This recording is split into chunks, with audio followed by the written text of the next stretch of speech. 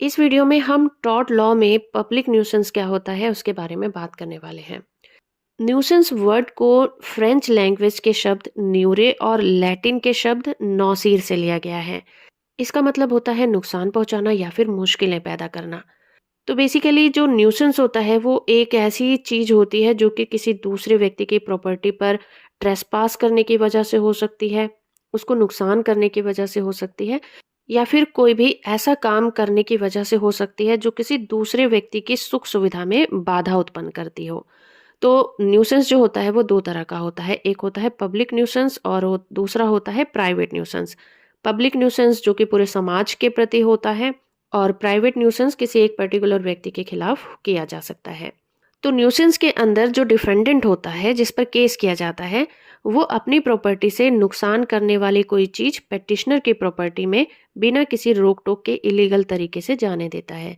जैसे कि डिफेंडेंट के यहाँ से आने वाला गंदा पानी पेटिशनर के यहाँ पर आने लग जाए, धुआं कर देना, बहुत तेज कोई बदबू फैलाना, शोरगुल करना, जानवरों की गंदगी पेटिशनर की प्रॉपर्टी में फेंक देना, ये सारी चीजें न्यूसेंस कहलाती हैं।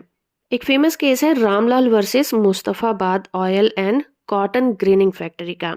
इस केस में Punjab and Haryana high court ने न्यूसेंस के जो डेफिनेशन थी वो बहुत अच्छी तरह से डिफाइन करके बताया है। इस केस में Punjab and Haryana high court ने न्यूसेंस के बारे में बहुत ही डिटेल में चर्चा की है। उनके अनुसार जो डैमेज है या फिर जो असुविधा है जिसके खिलाफ केस लाया जाता है उसमें जो मामला हो वो बहुत प्रैक्टिकल होना चाहिए, जो किसी व्यक्ति की सुख सुविधा के अधिकार का उल्लंघन करती हो, ऐसी कोई बात होनी चाहिए, तभी न्यूसेंस का केस बनाया जाएगा। क्योंकि किसी छोटी मोटी बात के लिए या मामूली सी असुविधा के लिए कोई भी कंपनसेशन टॉर्ट लॉ में नहीं बन सकता। दूसरा ये कि नॉर्मली न्यूसेंस से पैदा होने वाली असुविधा टॉर्ट कहलाई जाएगी। न्यूसेंस में इस बात को प्रूफ करने की जरूरत नहीं होती कि कितनी सारी बातों में बहुत सारा नुकसान हुआ। Public nuisance, property, business, moral, इन सभी चीजों को जो चीजें इफेक्ट करती हों वो सारी बातें न्यूसेंस कहलाई जाएंगे।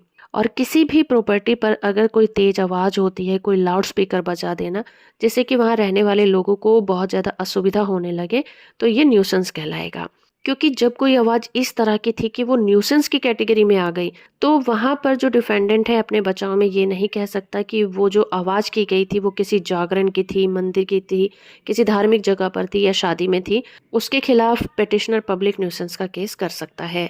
गुजरात हाई कोर्ट में उषाबेन वर्सेस भाग्य लक्ष्मी चित्र मंदिर के मामले में ये निर्धारित किया गया था कि जो न्यूसेंस है वो एक ऐसा शब्द है जिसकी कहीं भी ठीक ठीक कोई भी डेफिनेशन नहीं दी गई है जो ये बता सके कि न्यूसेंस क्या होता है। हम न्यूसेंस से सिर्फ इतना समझते हैं कि ये एक तरह का टॉर्ट है, किसी की हेल्थ के लिए हानिकारक होता है, किसी की भावनाओं को ठेस पहुंचाता है, किसी को असुविधा देता है, किसी के कामों में दखल अंदाजी करता है, यही न्यूसेंस है। न्यूसेंस के अंतर्गत दो चीजें होती हैं। पहला तो ये कि कोई एक गलत काम हुआ और दूसरा ये कि उस गलत काम होने की वजह से किसी और व्यक्ति को बहुत ज्यादा असुविधा हुई, बहुत ज्यादा हानि उठानी पड़ गई। तो टॉर्ट में न्यूसेंस के लिए दोनों बातों का होना जरूरी होगा। अगर इनमें से एक भी बात मिसिंग है तो न्यूसेंस का केस नहीं बनेगा। और एक न्यूसेंस होता है ट्रेसपास वाला। तो न्यूसेंस और ट्रेसपास दोनों टॉर्ट में प्रॉपर्टी के कब्जे से रिलेटेड टॉर्ट होते हैं। दोनों में जो पेटिशनर होगा उसे प्रॉपर्टी पर अपना कब्जा साबित करना पड़ता है और दोनों ही टॉर्ट कनकरेंट हो सकते हैं। कुछ न्यूसेंस चालू रहने वाले कंटिन्यूइंग ट्रेसपास की कैटेगरी में भी आते हैं, लेकिन दोनों में कुछ अंतर भी होता है। फॉर एग्जाम्पल अगर इंटरफेरेंस डायरेक्ट होता है तो उसे इलीगल ट्रेसपास कहा जाएगा। फॉर एग्जाम्पल अगर कोई व्यक्ति किसी दूसरे व्यक्ति की प्रॉपर्टी पर कोई पेड़ लगाता है तो ये इलीगल ट्रेसपास होगा।